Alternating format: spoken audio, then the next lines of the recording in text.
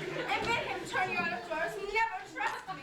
My ladies of Kasayan, we are politicians, and Volio is pigarins. And 3 merry men we be.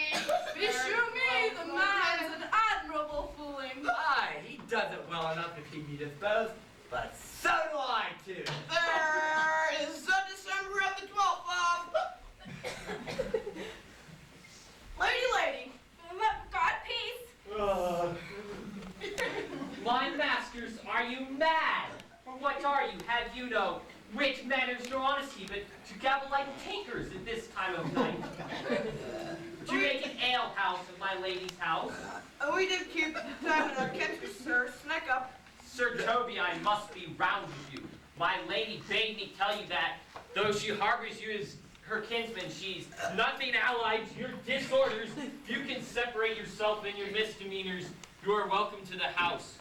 If not, and it would please you to take leave of her, she is very willing to bid you farewell. Farewell, dear heart, since I must needs be gone. Nay, good Sir Toby. But I will never die. Sir Toby, there you lie. Ready to. Shall I bid him go? What and if you do? Shall I bid him go and spare not? Oh, no, you dare not. How do, sir, ye lie? Dost thou think, dost thou after stolen? There shall be no more cake from the hill? Yes, it's in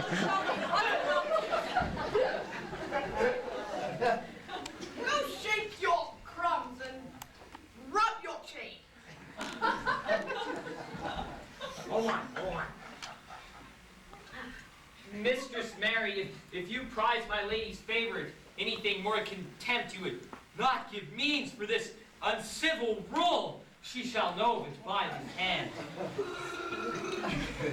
Go shake your Go ears. shake your ears. Drink when men's a hungry, to challenge in the field, and then to break promise with them and make a fool. Do it, I write the challenge, and I shall deliver it by some word of mouth or indigenation of some sort of the being of kind of type. Sweet Sir Toby, be patient for tonight. Since the youth of the Count was today with my lady, she is much out of place. For Monsieur Malvolio, let me alone with him. For I cannot gull him into a neighbor and make him a common recreation. Do not think I have wit enough to lie straight in my bed. I know I can do it. Possess us. Tell us something of him. Marry, sir, sometimes he's a kind of Puritan. A Puritan? If I thought that, I'd beat her like a dog. What? For being a Puritan. Exquisite reason, dear knight. I have no exquisite reason for it. But I've reason good enough. The devil a Puritan, nor anything constantly but a time pleaser, an affectioned ass that constates without book, and utters it by great sport, the best persuaded of himself, so crammed as he thinks with excellencies, that it is his grounds of faith that all that look upon him love him, and on that vice in him will my revenge find notable cause to work. What wilt thou do? I will drop in his way some obscure epistle of love, wherein, by the color of his beard, the shape of his leg, the manner of his gait, the expression of his eye, forehead, and complexion, he will find himself most feelingly personated. I can write very much like my lady, your I forgot to do it. We can hardly make distinction of our hands. Excellent. I smell a device. I have it in my nose. He shall think by the letters that thou wilt drop that she is in love with him. My purpose is indeed a horse of that color. And your horse now will make him an ass. As I doubt not. Oh, will be admirable. Forge royal, I warrant you. I know my physics will work with him. I will plant you two and make him a fool of third, where he shall find the letter. Observe his construction of it. For this night, to bed, and dream on the event. Good night, Penthesilea. Before me, she's a good wench. She's a beagle, true bred, and one that's dog me too. What's that? I cannot recover. I was adored once too. It's all right, Knight. Just send for more moolah. If I cannot recover your niece in the end, I am a foul right out. It's all right, Knight. Just send for more money, and if I don't have it in the end, you can call me Cut. And I do not. Never trust me here.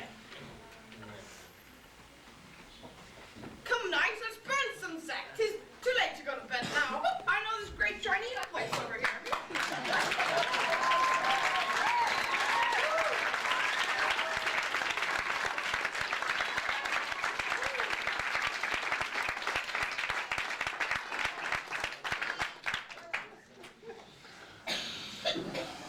Festus, the jester, my lord, approved of the Lady Olivia's father, much delighted. She is about the house. Search her out and play the tune awhile. Come hither, boy. If ever thou shalt love in the sweet pangs of it, remember me. For such as I am, all true lovers are, unstaid and skittish in all motions of. Say, for the constant image of the creature that is beloved. How dost thou like this tune? It gives a very echo to the seat where love is thrown. Thou dost speak, master. My life upon young deliverer hath stayed upon some favor that it loves. Hath it not, boy? A little by your favor. And what kind of woman is she?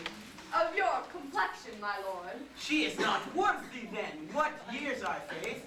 About your years, my lord. Too old, by heaven. Let still the woman take, and elder than herself. So where is she to him? So swayed is she level her husband's heart.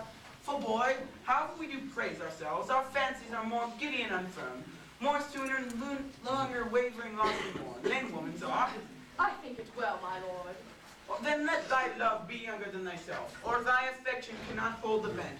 For women are as roses, whose fair flowers, being once displayed, doth fall that very hour. And so they are, alas, that they are so, to die even when they to perfection do grow. Once more, Cesario, get thee to yon same sovereign cruelty. Tell her my love, more noble than the world, prizes not quantity of dirty lands, the parts that fortune hath bestowed upon her. Tell her I hold as giddy as fortune, and 'tis some miracle and queen of gems that nature pranks and attracts her to my soul. But if she cannot love you, sir? I cannot be so answered. Soothe, but you must. Say there is some lady, as perhaps there is, hath for your love as great a pang of heart as you have for Olivia.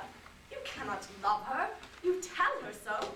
Must she then not be answered? There is no woman's sides can bide the beating of so strong a passion as love doth give my heart.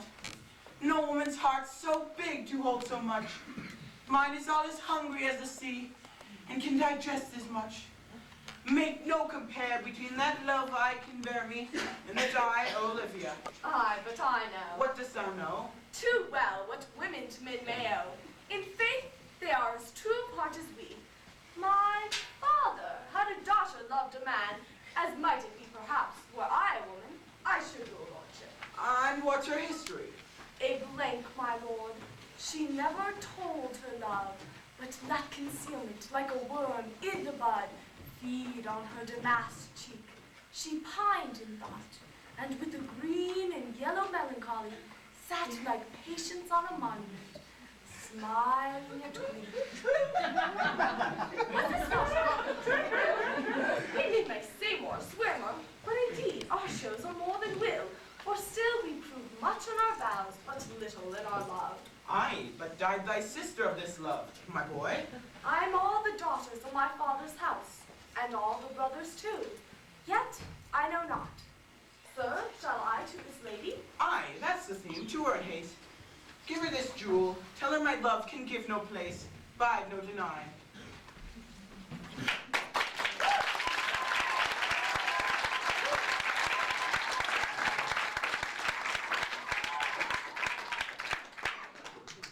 Come thy way, Senor Fabiana. Nay, I'll come if I lose a scruple of this sport. Let me be boiled to death with melancholy. Wilt thou not be glad of this rascally sheep biter Malvolio? Come by some notable shame. I would exult, man. You know he brought me out of favor with my lady about a bear baiting here. Well, to anger him, we'll have the bear again. And we'll fool in black and blue, shall we not, Sir Andrew? And when we do not, it is pity of our lives. Here comes the little villain. How now, my men to love India? Get your three in the box tree. Malvolio's coming down the line.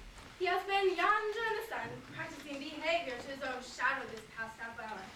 Observe him for the love of mockery, for I know this letter will make a contemplative idiot of him, close in the name of jesting. Right down there. For here comes the trout that must be caught with tickling. Tis but fortune, all is fortune. Maria once said she did affect me, and I have heard her come thus near that. Should she fancy it be one of my complexion, besides she uses me with more exalted respect than anyone else that follows her, what should I think on it? Here's an overweening rogue. Oh, peace, contemplation makes a rare turkey cock of him. How he jets over his advanced plumes. Right? I could beat her out. Peace. Should be Count Malvolio. Ah, rogue. Pistol. Peace. There's example for it. The lady of the Strachey married the eminent wardrobe. Fire on him, Jezebel. Oh, peace, now he's deeply in. Look how imagination blows him. Having been 3 months married to her, sitting in my state, Oh, for a slingshot to hit him in the eye. calling my officers about me in my branched velvet gown, having come from a daybed where I left Olivia sleeping. Fire and brimstone. Then to have the humor of the state, and after a demure travel of regard, telling them I know my place as I would they should do theirs, to ask for my kinsman Toby, Bolts and shackles. saying, Cousin Toby, my fortunes having cast me upon your niece, give me this prerogative of speech. What? What?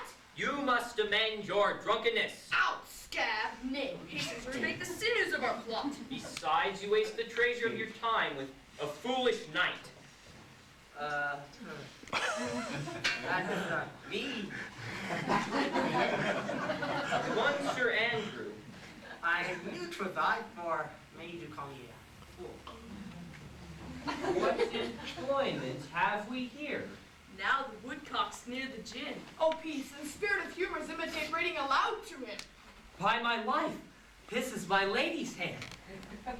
These be her very C's, her U's, and her T's. And thus she makes her great P's. It is in contempt of question her hand. Her C's, her U's, and her T's? Why that? To the unknown beloved this and my good wishes, her very phrases. 'Tis my lady, to whom should this be? This wins him liver and all.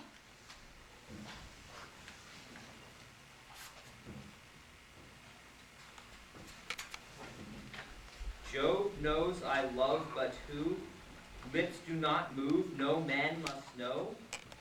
No man must know. It follows. If this should be thee, Malvolio, Marry hang thee, Brock. I command where I adore, but silence like a Lucrece knife with bloodless stroke my heart doth gore. Moai doth sway my life. Fustian Riddle. Excellent whence, say I. Moai, nay. But first, let me see. What dish of poison has she dressed him? And with what wing the Staniel checks at it?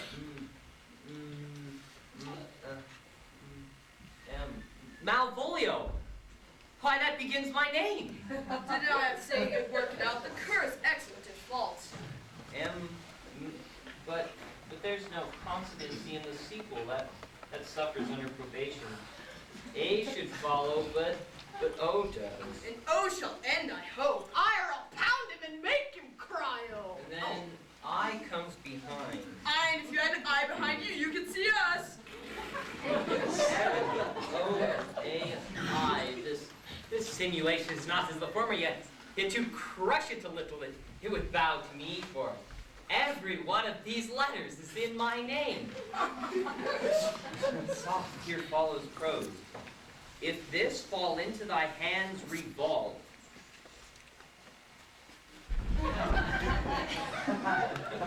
in my stars I am above thee. But be not afraid of greatness. Some are born great, some achieve greatness, and some have greatness thrust upon them. Thy fates open their hands, let thy blood and spirit embrace them, and to inure thyself to what thou art like to be, cast your humble slough, be opposite with the kinsman, surly with servants, let thy tongue tang with arguments of state, put yourself into the trick of singularity. She thus advises thee that sighs for thee. Remember who commanded thy yellow stockings, and wished to see thee cross-gartered. I say remember, go to, thou art made, if thou desirest to be so, if not, let me see thee a steward still. The fellow servants are not worthy to touch fortune's fingers. Farewell, she that would alter services with thee, the fortunate unhappy. Daylight and champagne discover not more. This much is open. I will be proud. I will read politic authors. I will baffle Sir Toby. I will wash off gross acquaintance. I will be point devised, the very man. I do not now trick myself, to let imagination jade me for. Every reason excites to this, that my lady loves me. She did commend of late my yellow stockings, and did praise my leg of being cross-gartered, and this she manifests herself to my love with a kind injunction, drives me to these habits of her liking. I thank my stars I am happy. I will be straight and stout in yellow stockings and cross-gartered, even with the swiftness of putting on. Jove and my stars be praised. Here's yet a postscript. Thou canst not choose but know who I am. If thy entertainest my love, let it appear in thy smiling. Thy smiles become thee well. Therefore, in my presence, still smile, dear sweet, I prithee. I thank thee, and I will smile. I will do everything that thou wilt have me.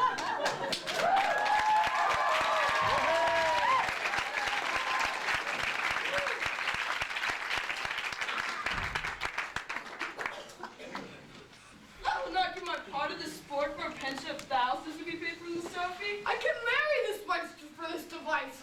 So can I too. And that's no other dowry with her, but such another chest. Here comes my little gold catcher. Why, thou hast put him in such a state that when the image of it leaves him, he must go mad. Nay, but say true, does it work upon him? Like aquavitae with the midwife. If you will then, see the fruits of the sport. Mark his first approach before my lady. He will come to her in yellow stockings. 'Tis a color she abhors. And cross-garters, 'tis a fashion she detests. And he will smile, which will be so unsuitable to her disposition, being addicted to a melancholy as she is, that he cannot but turn her into a notable contempt. If you will see it, follow me. The gates of Parter, the most excellent devil of wit.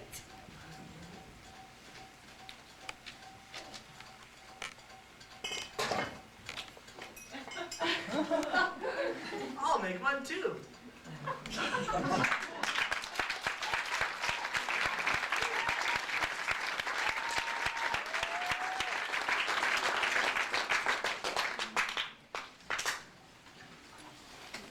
Save you, gentlemen. Adieu, sir.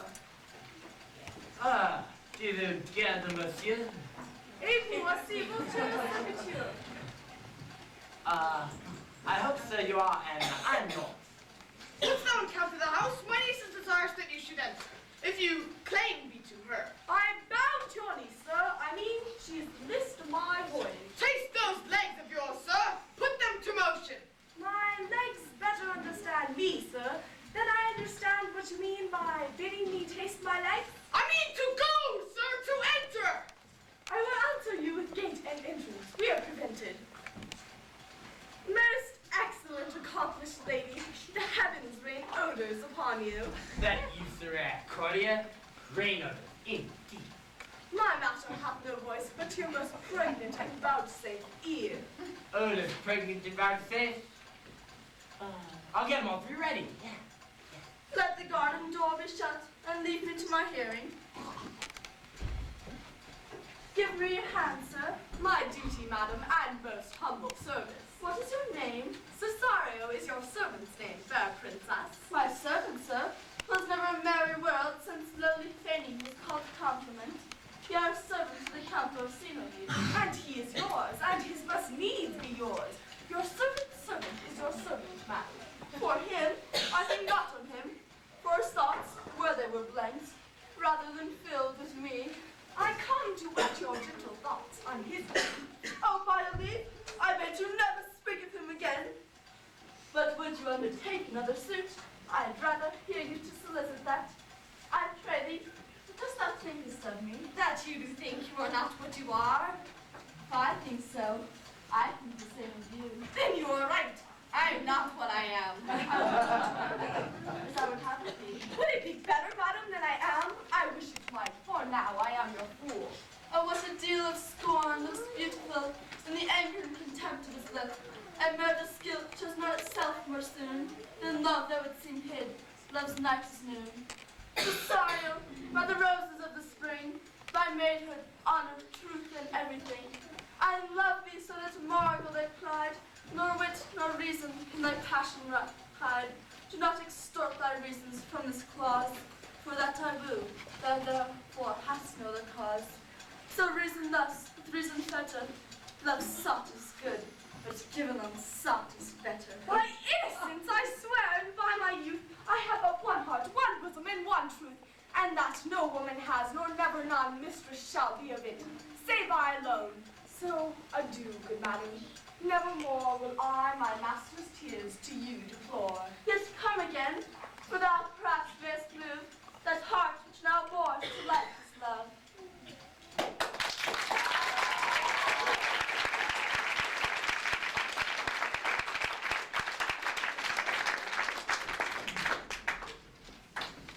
No, Faith, I'll not stay a jot longer. Thy reason, De Venom, give thy reason. You must needs yield your reason, Sir Andrew.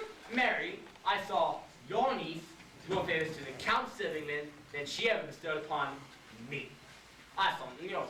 Did she see thee wild, old boy? Tell me that. As plain as I see you now. This is a great argument of love in her toward you. Like, we make it have to be. I will prove it legitimate, sir, upon the oaths of judgment and reason. And there have been grand jurymen since before Noah was a sailor.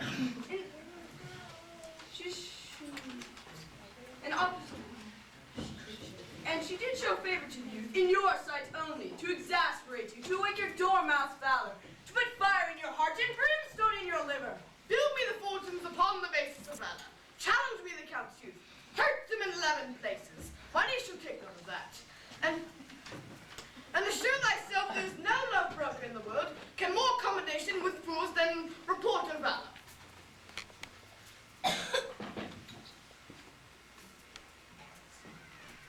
There is no way but this, sir. Will either of you bear me a challenge to him? Go, right in martial hand, be cursed and brief. Have gone enough name, but right with the gooseman. Go about it. Where shall I find you? We'll call thee to Kablikino. Go. Okay. This is Germanic suit, Sir Thomas. Yes, I have been due to him, some 2,000 ducats strong or so. And we shall receive a rare letter from him, but you'll not deliver it. Never trust me then, and by all means stir upon the basis of honor. I think Oxen and Wayne ropes cannot bear him together, for Ranger review open. He does not have enough blood in his liver to clog the foot of a flea. I'll leave the rest of his anatomy. And opposite the youth bears in his vices no great presses of cruelty. Look where the youngest friend of mine comes. If you desire the spleen and will laugh yourself into stitches, follow me. Yond, go, Malfolio. He's turned heathen. He's in yellow stockings. And cross-garter. Most villainously. He does obey every point to the letter I drop to betray him. He does smile his face into more lines than is in the new mouth with the augmentation of the Indies. You have not seen such a thing as this. I can hardly forbear hurling things at him. I know my lady will strike them. If she do, you will smile and take it as a great favor. Come, bring us where he is.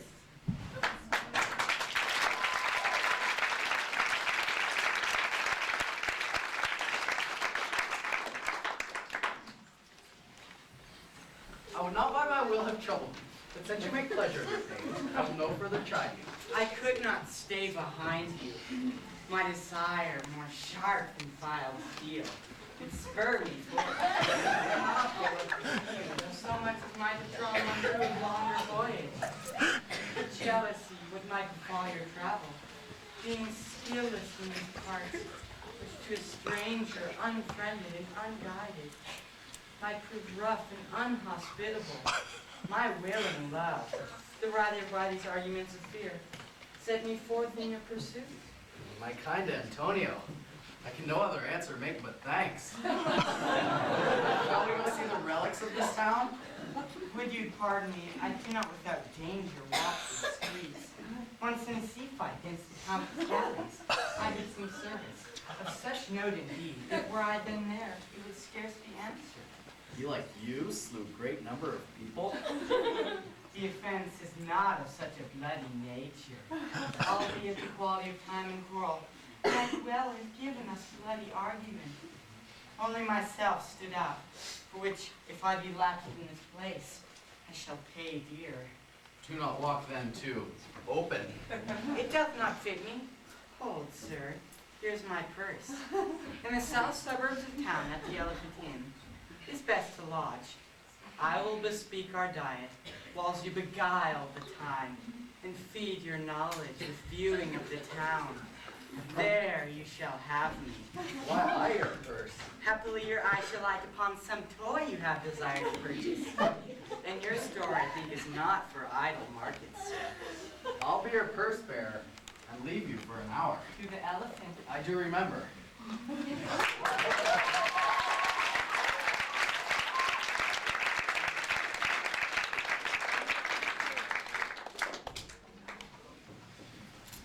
I've sent after him. He says he'll come. How shall I feast with him? What bestow with him? For youth is bought, more often begged or borrowed.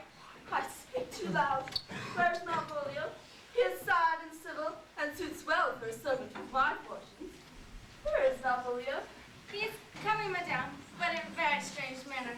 He is surely possessed, madame. Go call him hither. I'm as mad as he, if sad and merry madness equal be. Come now, Malvolio. Sweet lady. Ho ho. Smilest thou? I sent for thee upon a sad occasion. Sadly, I could be sad. This does make some obstruction in the blood, this cross-patch. If it please the eye of one, it is with me as the very true sonnet. Please one, please all. How dost thou, man? What is the matter with thee? Not black in my mind, though yellow in my legs. It did come to his hand, and command shall be executed. I think we do know the sweet Roman hand. Wilt thou go to bed, Malvolio? To bed! I Smile, so it's like handsome. Oh. How do you, Malvolio?